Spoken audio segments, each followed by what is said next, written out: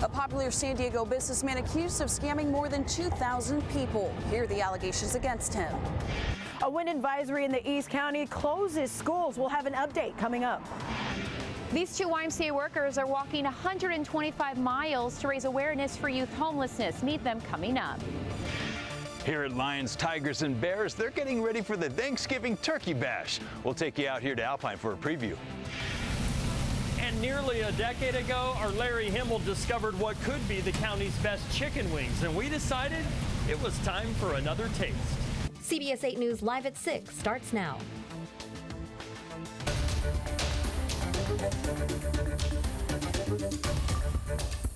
We start out tonight with breaking election news. Good evening and thank you for joining us. I'm Carlo Cicchetto. I'm Marcella Lee. Incumbent Democrat Mike Levin is the projected winner over opponent Republican Brian Marriott in the 49th Congressional District race. Now to some of our other local races.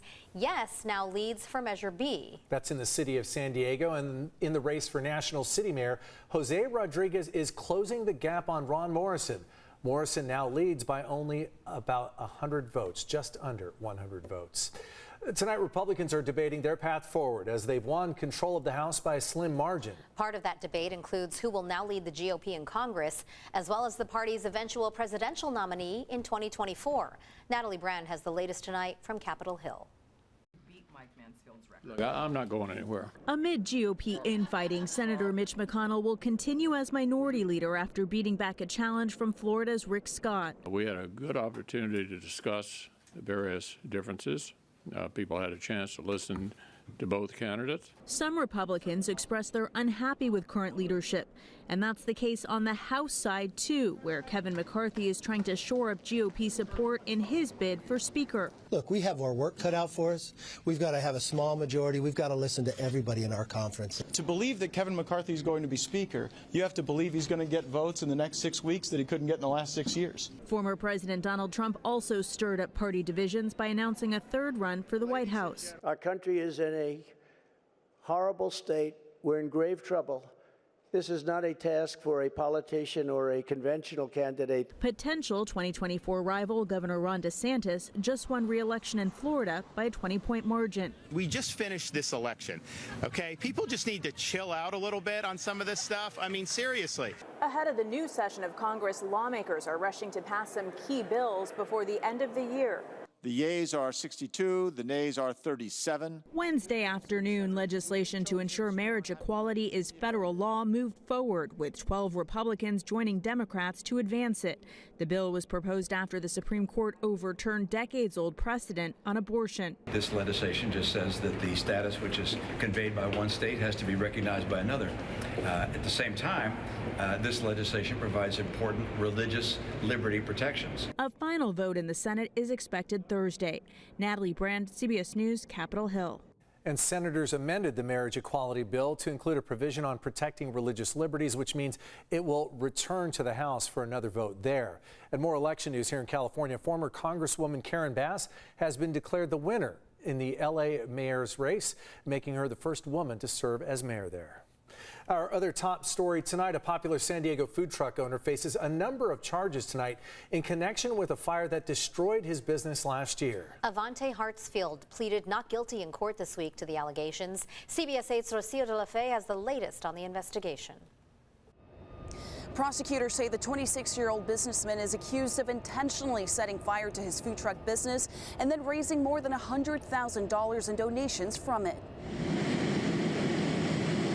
More than a year after Avante Hartsfield's Rolling Roots food truck caught fire, the small business owner is now facing arson and fraud allegations. According to a criminal complaint filed against him, the popular San Diego businessman is accused of maliciously setting fire to the truck and then scamming more than 2,000 people who donated to help his business bounce back. This is CBS 8 video of Hartsfield last year following the fire and vandalism at his other business that he was preparing to open as a pizzeria, which he claims had its windows smashed and had been vandalized with graffiti. At the time, he called it a series of hate crimes directed at him and his business. And they broke into the office, stole a small safety deposit box. We later covered the outpouring of community support that followed, including when Sycuan tribal officials donated $20,000. Sycuan has found a perfect opportunity to step in and help support him to get back on his feet. In a statement following the allegations against him, Tribal Chairman Cody Martinez says, quote, "This is a very distressing and unfortunate turn of events. We believe in the bedrock principle of innocent until proven guilty. However, if guilty, we will be very disappointed by his betrayal of our trust and evaluate our options for recovery."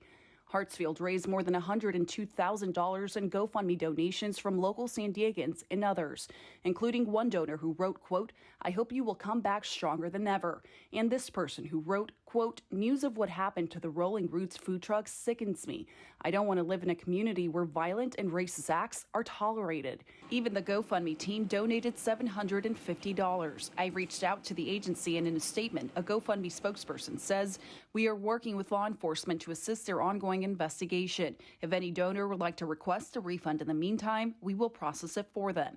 It adds that while the misuse of funds are rare, donors are protected and their donations are refunded. In an update to his GoFundMe account in March, Hartsfield told supporters that the investigation into the fire had shown it was caused due to an electrical mishap and had offered to refund the money raised. Hartsfield recently moved his business to LA, but had recently announced on his social media account that he would be back in San Diego to serve meals for Thanksgiving. Hartsfield is set to be back in court for a readiness hearing on January 4th and a preliminary hearing on January 19th. Rocio de la Fe, CBS 8. Thank you, Rocio. We're getting our first look at the 3 adoptive family members charged in the death of 11-year-old Arabella McCormack. A judge previously ordered their faces not be shown in any court video, but lifted that order this morning. Adoptive mother Letitia McCormack and her parents Stanley and Adela Tom appeared in El Cajon court for a bail review, but that hearing was continued until November 29th.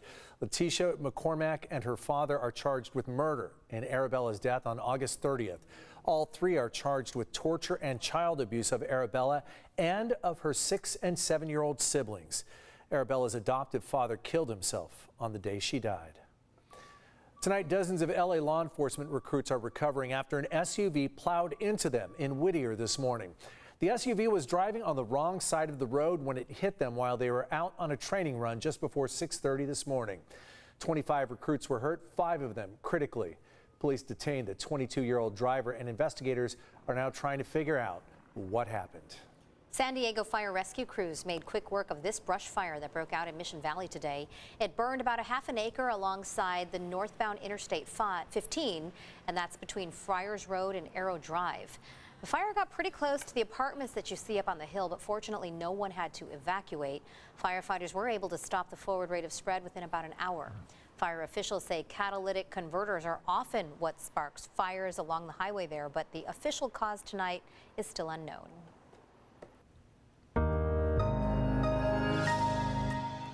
The drier conditions, of course, a big concern for firefighters tonight. And today, those Santa Ana winds picked up in San Diego's backcountry. Chief Meteorologist Carlene Chavis tracking it all and gives us a first look at the conditions right now. Carlene? We're still talking about those strong winds in the backcountry, but here's the thing. We had the effects everywhere. And that's where we're dealing with dry air. That's why firefighters were on alert for today. And even Mission Valley was actually under a risk. It was a moderate risk compared to the backcountry, but you're still talking about a risk being there. So taking a closer look at current conditions, we have wind speeds that are picking up to about 18 miles per hour. That's for Sill Hill. You're also seeing 20s and teens, and that's the case for Campo as well as Boulevard and also for Julian. We still have some pretty strong gusts. We're seeing 40s right now for Palomar Mountain, Julian, Sill Hill as well, and then 34 miles per hour for Alpine, 13 miles per hour for Poway, and 27 miles per hour for Escondido. So this is the current map when you're taking a look at fire weather risk. It's basically where we still had those gusts picking up into the 30s and 40s,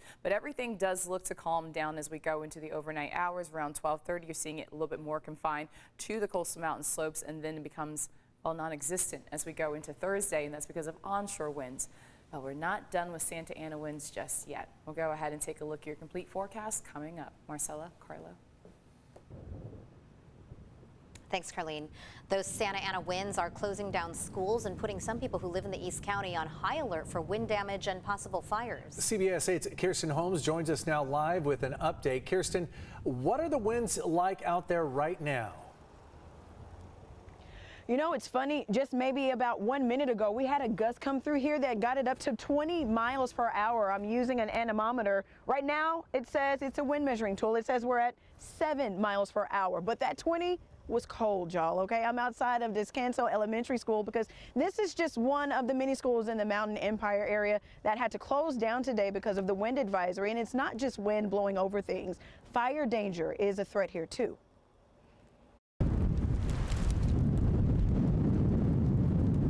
Fire danger is our biggest worry. We just hope and pray when the wind comes. Helen Brown and her husband came down to the Descanso Junction for a lunch break from the wind. Helen says they have been evacuated 4 times since they moved here in the 70s, but she knows who she can rely on to keep her and her family safe. Thanks to CAL FIRE and the Alpine Fire Department, those guys are good. We've been in the East County all day. We've seen gusts as high as 20 miles per hour. Now, near Mount Laguna, we're getting a little bit of a break, but it's anywhere between 5 and 15 miles per hour.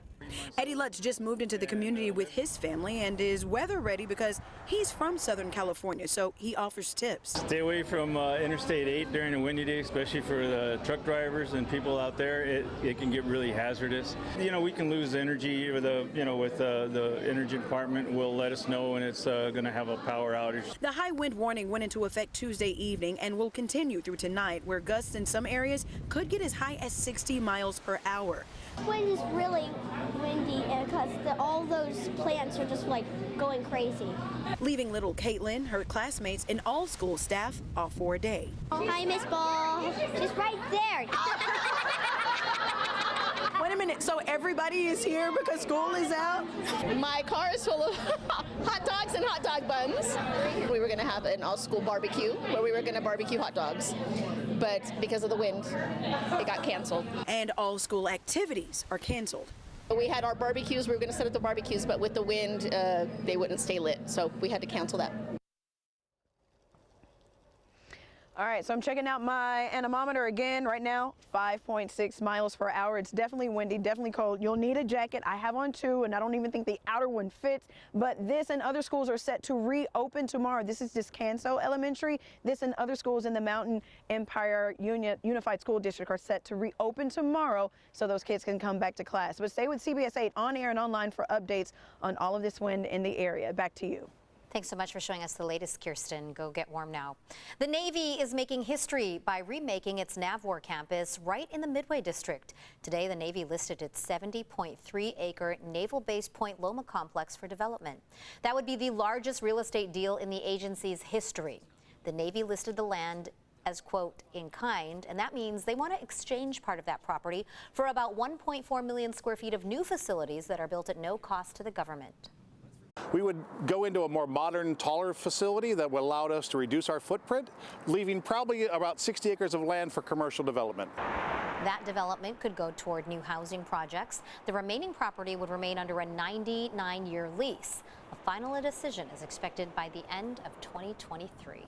Still ahead tonight, why the state is facing its worst deficit since the Great Recession. Plus, a look at the Earth from Orion as the spacecraft heads to the moon and the significance behind this new image. And up next, a journey of a different kind, the message these 2 local YMCA workers are hoping to send about homelessness.